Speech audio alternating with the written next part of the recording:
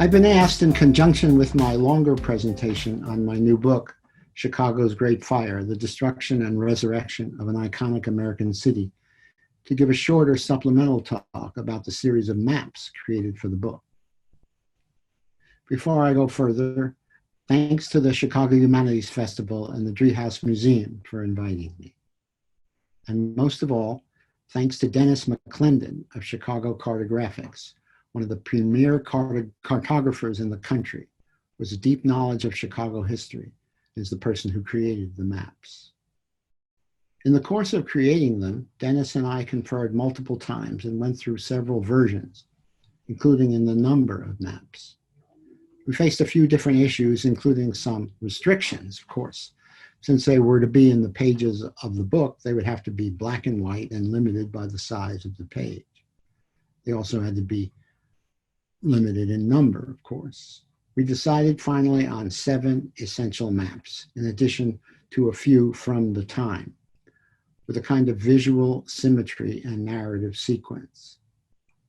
The maps with both start and end, with a view of Chicago and environs. The first one, the area before the fire, the last one, the area after the fire.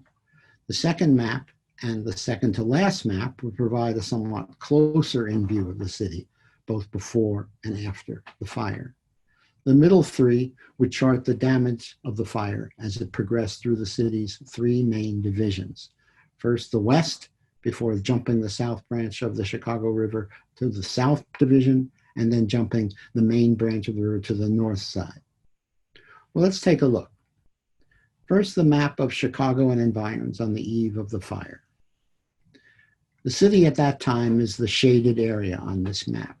The key things this map shows is how much smaller Chicago was then, about 1/6 of its current size, and how parts of what are now Chicago were then the town, later the city of Lakeview just to the north, the town of Jefferson to the northwest, the town of Lake to the south, where the Union Stockyards were, and Hyde Park farther south, where Washington Park was and is.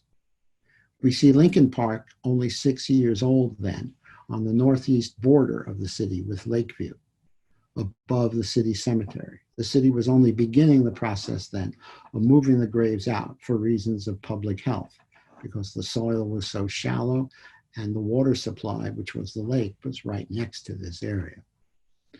In the fire itself, the cemetery became a place for people to flee the fire, as did the lakefront in the north and south divisions and the open prairie all around the downtown.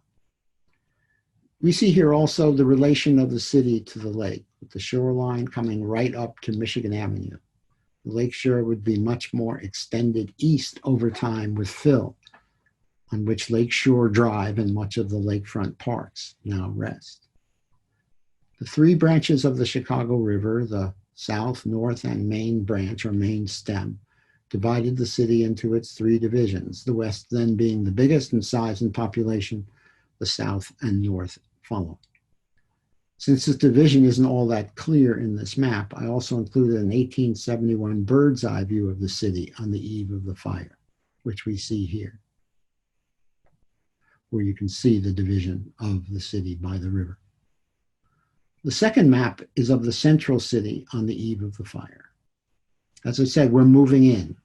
Things to note here that are discussed in the text are the sites of many places mentioned in that text, including the courthouse, or the combined City Hall and County Building in the block created by Randolph, Clark, Washington, and LaSalle Streets.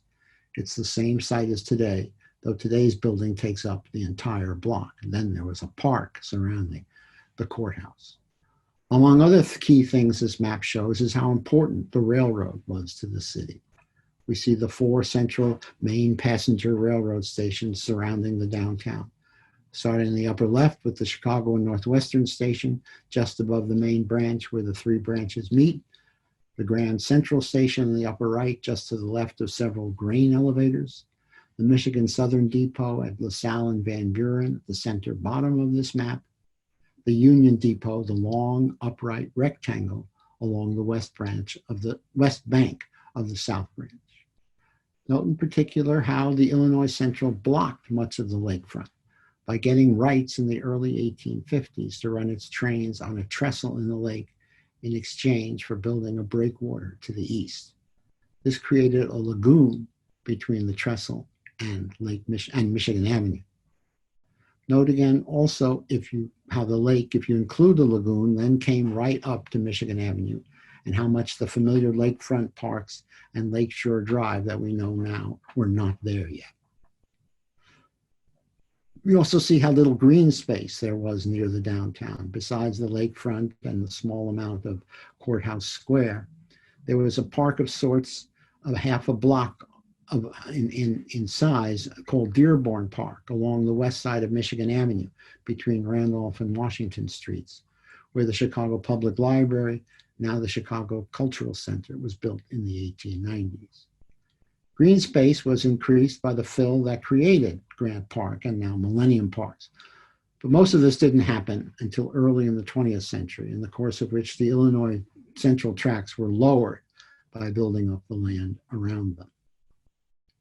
In the extreme left, the map indicates the location of the O'Leary house and barn where the fire began. So you can see its position about 1.5 miles south and west of the center of the downtown. And a few blocks above it, below the Union Depot, we see the 4 shaded blocks that were the location of the Saturday night fire that started the night before the Great Fire, burned well into the following day, and damaged fire equipment and exhausted and injured firemen, which weakened defenses for the big fire. The next map is a contemporary one from 1871 that is an illustration in the book, a map of the so-called burnt district. It's very important here to note that north is to the right and Lake Michigan is at the bottom. As it indicates, this map was created and published to raise funds for relief.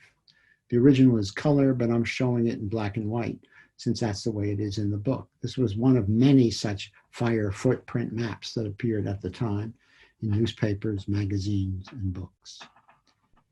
It quite effectively, better than any verbal description, shows how extensive the fire was. Each of the concentric partial circles we see on this map marks a full mile from the courthouse, which again, as I said, was then on the same site as it is now, as City Hall is now. See how the footprints stretch north and east from the O'Leary house, which was mislocated by a few blocks on this particular map. It was a little farther to the north. It also shows how the fire jumped the south branch and then the main branch, and how it wiped out the entire center of the commercial city, the whole downtown, and how very hard it hit the north side. 13,300 of 13,800 buildings. As I said, the next 3 of the 7 maps show the damage of the fire in the 3 divisions, starting with a map of the fire in the West Division and the western part of the downtown. The large shaded area on this map is a fraction of the footprint of the fire that we saw in the map of the burnt district. We see the O'Leary house and barn at the lower left, or the site of the house and barn. The tiny rectangle a little to the south and east is the location of Gall's drugstore, owned by German immigrant Hugo Gall, where the first alarm was turned in but wasn't heard. A few blocks north, shaded a little darker, is the place of the Saturday night fire.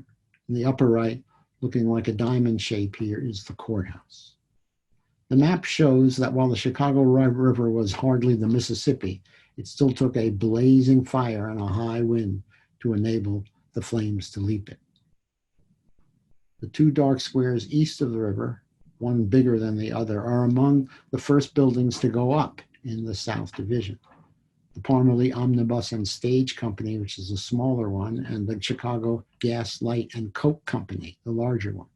That they're not next to each other by any means indicates how the fire was several fires at once, started by those burning brands flying over the south branch of the river, driven by the wind and the updraft, and landing all over the place, sometimes then joining, separating, and rejoining. The fires they started, separating, joining, and rejoining. Next is a map of the fire in the South Division. The main thing you can see here is how thoroughly the fire destroyed the commercial heart of the downtown. The only finished building to survive was the Lind block, a small rectangle in the upper left, just below the intersection of the three branches of the river, which the flames just passed by. The dark rectangle near the lakefront on the center right, near the lakefront is Terrace Row, one of the poshest residences in the city.